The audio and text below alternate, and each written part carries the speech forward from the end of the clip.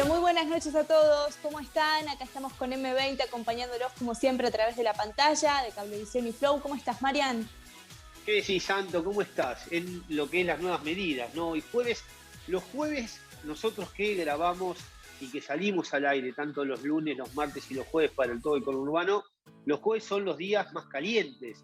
Se han transformado desde que empezaron a ser los jueves, los días que se terminan de definir estas medidas de mayores restricciones, teniendo en cuenta... Es como la previa a la sorpresa del viernes, ¿no?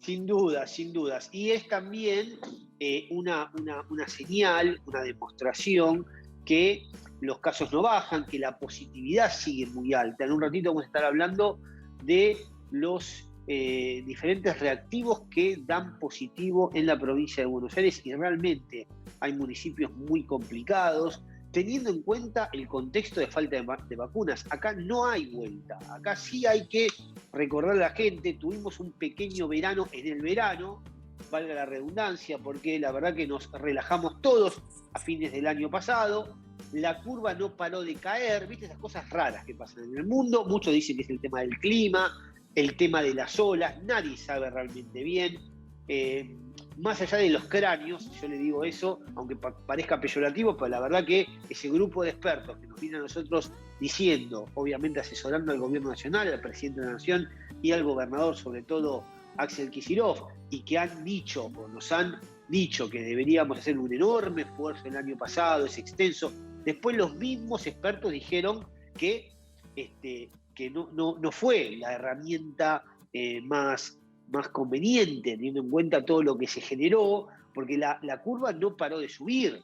Cuando estábamos todos encerrados, la curva no paró de subir, y mirá vos, que es raro, pero uno cuando ve el mapa de las curvas, empezó a bajar cuando todos nos distendimos. No estoy diciendo que hay que distenderse, ojo, estoy tratando de explicar lo que sucede. Y sucedió eso, uno ve la curva, dice, la curva subió, los muertos subieron, los contagiados subieron, cuando estábamos todos encerrados. A fines del año pasado empezamos todos ya con mucho hartazgo a liberarnos un poco más, y nos fuimos de vacaciones y festejamos obviamente el fin de año, y empezó todo a bajar. Bajó enero y febrero, hubo algún piquito en el medio, por eso se dice que ahora es la tercera ola, pero la realidad es que ahora todo empieza a subir de vuelta y no se están viendo las medidas. Acordate que esta vez las medidas, estas son las terceras medidas de la segunda ola, de la llamada segunda ola, ¿no? Recordemos que la primera medida, primero jugaron con el tema de los horarios tope para los comercios. ¿Te acordás que era a las 9 de la mañana, pasaban a las 12 de la noche, después pasaron a las 10 de la noche? Bueno, después la semana pasada hace 2 semanas se restringió aún más, ahí metieron básicamente a los comerciantes, a nosotros no poder salir a partir de las 20 horas, que no se cumple mucho, y no hay tampoco muchos controles. No estoy diciendo que debería haber más controles, porque yo soy de los que creen que no hay que perseguir a la gente, pero sí la realidad es que no se está cumpliendo tanto. Y además también obviamente el tema de los chicos y las escuelas, ¿no? Que los chicos no, las escuelas siguen cerradas. Ahora bien, uno tiende a creer que decir, bueno, ¿cómo estamos parados? ¿Cuánto de todo eso tuvo efecto? Porque ya no deberíamos estar tan a ciegas. Esa es una conclusión. Una de las primeras conclusiones es decir, bueno, ya va casi un mes desde las primeras restricciones de esta segunda ola, ¿no? ¿Estamos de acuerdo? Bueno, ¿cuáles son realmente los efectos, las consecuencias, los resultados de todo ese esfuerzo? Por eso las restricciones de hoy. Por eso, una vez más, darle vuelta al torniquete. ¿Qué es necesario? Es necesario porque uno ve los datos, uno ve lo que sucede en la calle. Sin lugar a dudas, cualquiera de nosotros está viendo en su propia familia y en sus grupos de amigos y de gente cercana a muchos más contagiados que el año pasado. Estamos de acuerdo, ¿no? No sé si te pasa a vos, claro, pero eso pasa. Sí, entonces, sí, totalmente. Y vemos sobre todo... No solo contagiados, Marian, sino también está pasando mucho que uno conoce gente que la está pasando mal, digamos. O sea, ya todos conocemos a alguien que ha manifestado síntomas fuertes y que no han sido totalmente asintomáticos. Y esta es una diferencia, ¿no?, con respecto a los contagios del año pasado, con respecto a las cepas del año pasado. Sí, sin duda, sin duda. Además también la cantidad de muertes, ya estancar. ¿Te acordás que lo hablábamos a principios de esta semana? Que tuvimos un día de 500 y pico, ahí nos asustamos, pero dijimos, bueno, en promedio estamos hablando de muerte, siempre que haya una, hay que explicarlo, pero bueno, evidentemente uno ve la magnitud y se asusta mucho más cuando ya estamos en el promedio diario de 400, ¿no? Esta semana, que es muchísimo, eso no pasó nunca en la Argentina. Y muchos tienen miedo básicamente del conurbano. Muchas de esas muertes y muchos de los nuevos contagiados pasa básicamente por la provincia de Buenos Aires, y 8 de cada 10 en la provincia de Buenos Aires viene del conurbano. Uno va, y acá lo hemos mostrado, acá estamos viendo algunas de las fotos, y gracias a Pichón, que está siempre tan despierto, vean esto, lo que son las ferias, ¿no? Lo que son la gente que se acumula por una cuestión de necesidad, porque los shopping están cerrados, porque los paseos comerciales, recuerden ustedes, muchos de ellos obviamente no pueden atender, como pasó en Tigre. En Tigre, y lo comentábamos a principios de esta semana, el intendente de Tigre se adelantó a los anuncios de hoy jueves, y lo que dijo fue: empecemos a cerrar acá porque no nos quedan más camas, no hay más camas. Y además eso hay que entender. Estamos conviviendo con una segunda ola muy fuerte. Hoy se conoció, por ejemplo, que la mayoría, casi el 70% de los casos en el AMBA ya son de las cepas más fuertes, sobre todo la de Manaos, que son las más agresivas. Estamos conviviendo entonces con una ola muy, muy contagiosa, y también que genera muchísimos problemas, sobre todo también la gente más joven, con altísima circulación. Entonces, el hospital público, con las camas que tenía históricamente, a ver, recordemos, y vamos a los datos, que es lo más importante. En la provincia de Buenos Aires, antes de la pandemia, había 850 camas en terapia intensiva, y alcanzaban con todo el mundo, obviamente, circulando normalmente, y la mayoría de las camas era relacionado con lo que son las principales causas de muerte que hay en la Argentina y en general en el mundo, que lo primero son los infartos, y el segundo relacionado con el cáncer. El tercero son accidentes de tránsito, ¿no? Sí. Alcanzaban esas 860 más o menos camas que había en terapia intensiva en la provincia de Buenos Aires hasta marzo del año pasado. Ahora estamos viendo esta semana, por ejemplo, con estos promedio de 400 muertos por día, que sumado infartos y cáncer no llega a la cantidad de muertos de COVID. ¿Me siguen? Lo que sucedía antes de la pandemia, si sumás las dos principales causas hasta antes de la pandemia, que eran infartos básicamente y cáncer, hoy entre los dos no llegan a esos 400 muertos diarios de COVID. Y además tenés que sumarle accidentes laborales, obviamente accidentes de tránsito, todo eso hace que las camas de terapia no alcancen. ¿Por qué? Porque si vos el año pasado, ¿por qué alcanzaban? Porque la gente no circulaba. No había autos, no había accidentes de tránsito. Bueno, estos datos que das, Marian, son importantísimos para que la gente comprenda, ¿no? Por qué se pide que nos cuidemos entre todos, que se cumplan los protocolos, y por qué hemos llegado también a estas medidas de restricción nuevamente. Hace poco repasábamos un poco también cómo están los municipios del conurbano bonaerense con respecto a la ocupación de camas de terapia intensiva y con respecto al sistema de salud. Hoy podemos decir que Ituzaingó, Berazategui, en la zona norte de San Isidro, Tigre, son los municipios que hoy están con su sistema de salud saturado, es decir, con las camas en total ocupación, y que están al borde de no poder atender a alguien si requiere alguna atención de emergencia, ¿no? Ahora, deteniéndonos en Tigre, y voy a llamar a este caso puntual, Marian, para que analicemos también lo que hablábamos el otro día, que muchas veces no solo falta infraestructura, sino que también falta capital humano al momento de sumar camas de terapia intensiva, al momento de sumar camas de terapia intermedia. Tigre, en lo que es el Hospital Zonal Magdalena Martínez, el Hospital de Pacheco, sumó 32 camas de terapia intermedia. ¿Qué se tuvo que hacer para sumar estas camas?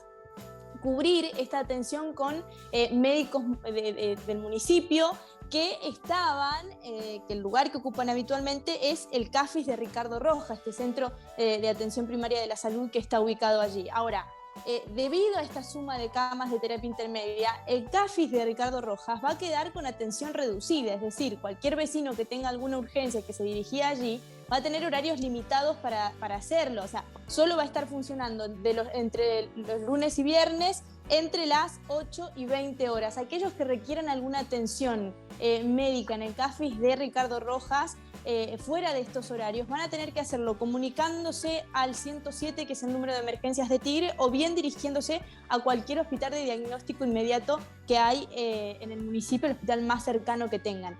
Esta es la situación, ¿no? O sea, para cubrir una saturación del sistema de salud y sumar camas de terapia intermedia, uno tiene que sacar personal de otras áreas que también quedan al descubierto y que uno no solo puede verse afectado por el COVID, sino por cualquier otro problema o cualquier otra emergencia, ¿no? Sin dudas. A ver, y esto es lo que se va... eso pasa en el mundo, ¿no? En el mundo pasa que se tienen que postergar cierto tipo de operaciones programadas y también, obviamente, empezar a racionalizar todos los insumos que haya. A ver, la realidad que hay.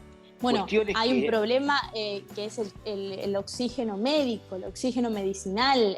Hoy en día hay una alta demanda en el conurbano bonaerense, en la provincia de Buenos Aires, y la gran batalla que tiene la provincia hoy es abastecer a todos los lugares de este gas medicinal, este oxígeno medicinal, perdón, que es sumamente necesario en las unidades de terapia intensiva. Claro, el tema ese de los recursos, de cómo racionalizar y cómo manejar los recursos que son escasos en la Argentina, pero ahí vamos de vuelta con lo que hemos hablado, que cuando yo decía de los 400 muertes por día, y que eso se suma a las dos principales causas de muertes en la Argentina, que son los infartos y cáncer, entre los dos hoy no llegás a los 400 muertes diarias por COVID, esa circunstancia alarmante que estamos en la Argentina, y vos decías el tema de concientizar a la gente, también es verdad qué se hizo del otro lado, porque si vos no tenés un ejemplo de que hay realmente una política sanitaria seria, no tenemos ni vacuna. Por ejemplo, hoy, otro de los grandes temas de hoy, que pasa nada más que en la Argentina esto,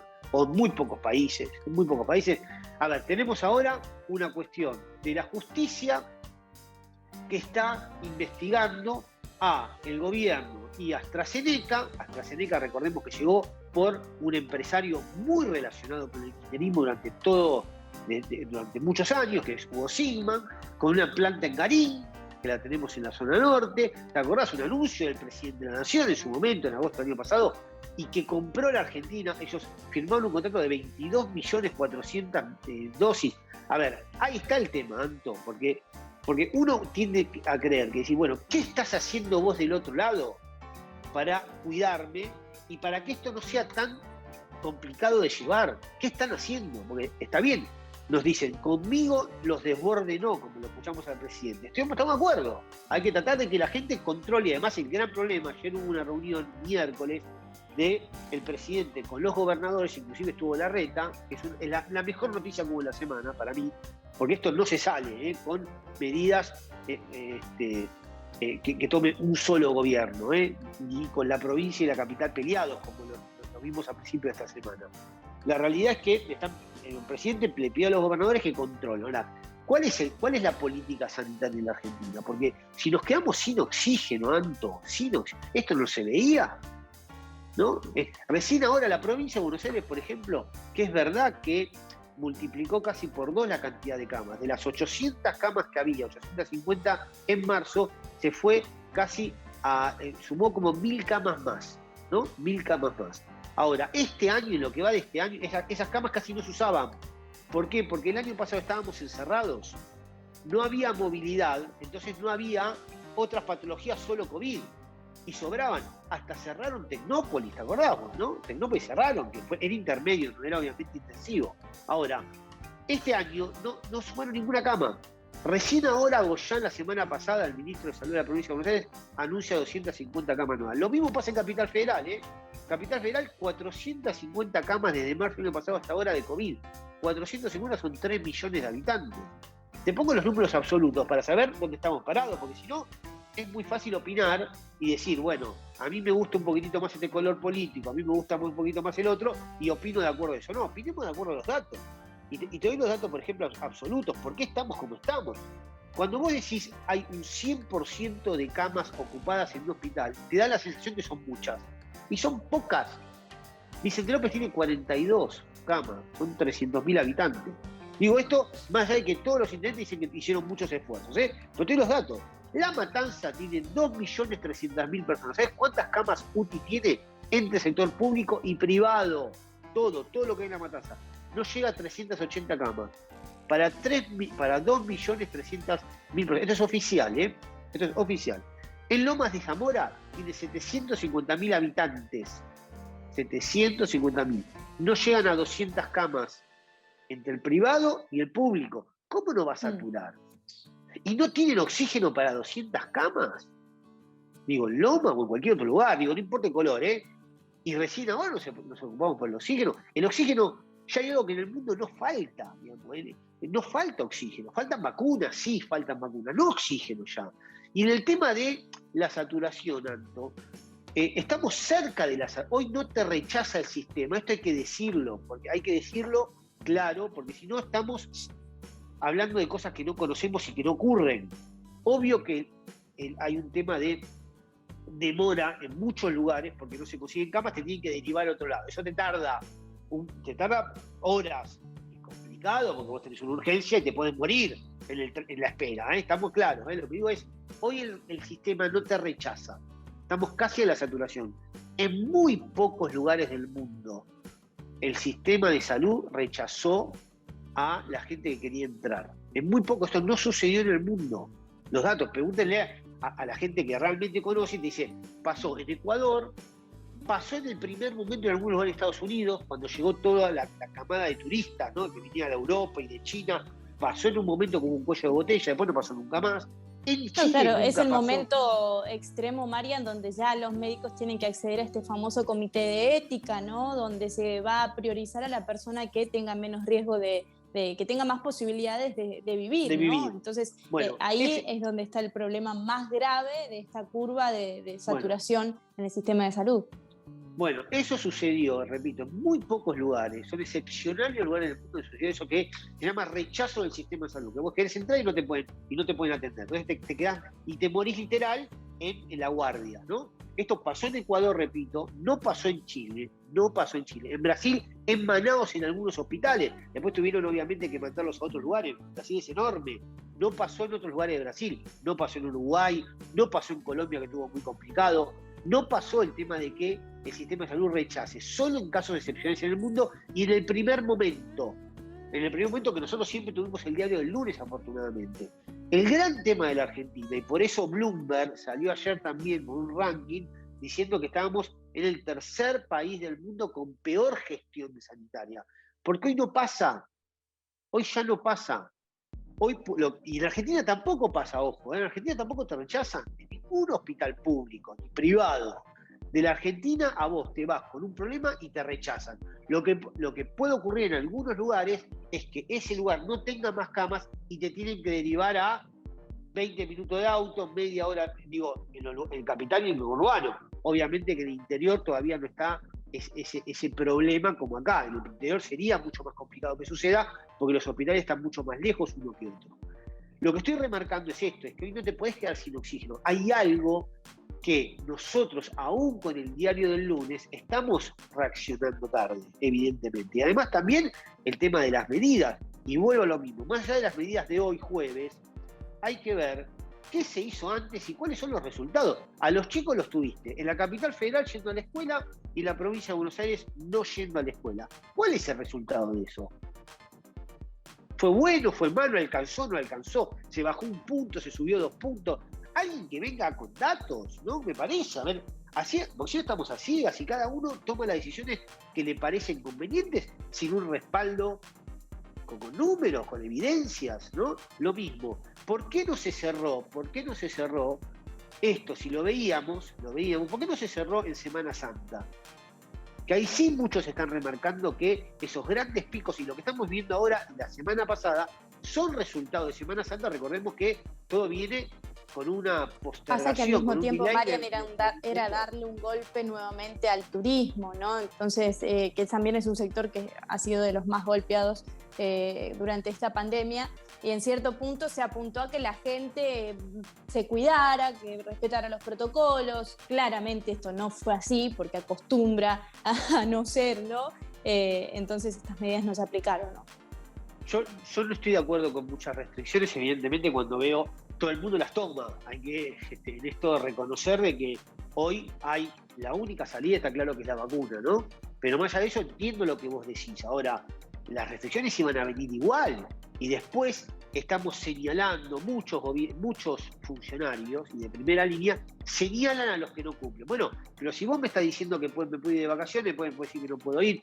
Vos me estás diciendo, como pasó en el verano, de muchos comercios, de actualizarse, ayornarse, invertir en el medio de que no hay un mango, invertir para acondicionar tus locales, y me terminás cerrando 3 semanas después, un mes después. Digamos, esas cuestiones también, no digo que no esté mal, todos tienen su postura que es absolutamente atendible. Las restricciones son necesarias, y tan necesarias y tan coherentes son las restricciones, como también es coherente que cualquiera de nosotros le pidamos al gobierno que rinda cuentas, cuáles son las medidas que tomaron, cuáles son los resultados, cómo viene el tema de vacunación. Repito, no es lo mismo un gobierno, esto no pasó en muchos lugares del mundo. Primero, que haya vacunados vivos, no sucedió en Perú, ¿verdad? Y se fue casi todo el Congreso, ¿no? Y en la Argentina se fueron 4 o 5 que echaron porque renunciaron, y un ministro.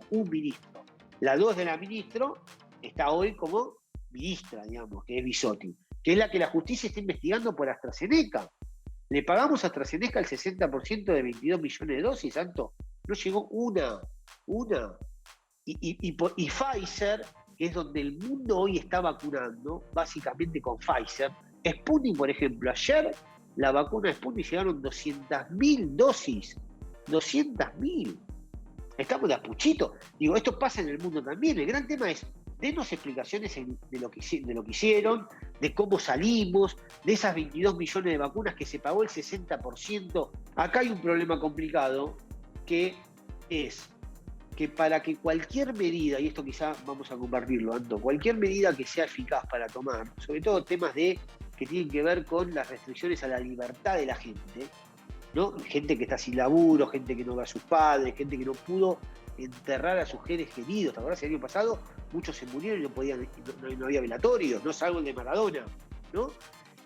Bueno, del otro lado se necesitan medidas que necesitan credibilidad, confianza, porque si del otro lado de los que nos piden a nosotros ese esfuerzo, vemos vacunas BID, vemos a presos que salen, vemos en un mismo día un ministro de Salud y de Educación que te dice que las clases no cierran, el mismo día el presidente dice que sí. Esas son las cuestiones que son complicadas en la Argentina, y que por lo menos hasta ahora no vemos, con más restricciones y con un panorama también lamentablemente que va a ir complicándose. Marian, así llegamos al final, nos volvemos a encontrar la semana que viene. Chao, hasta luego.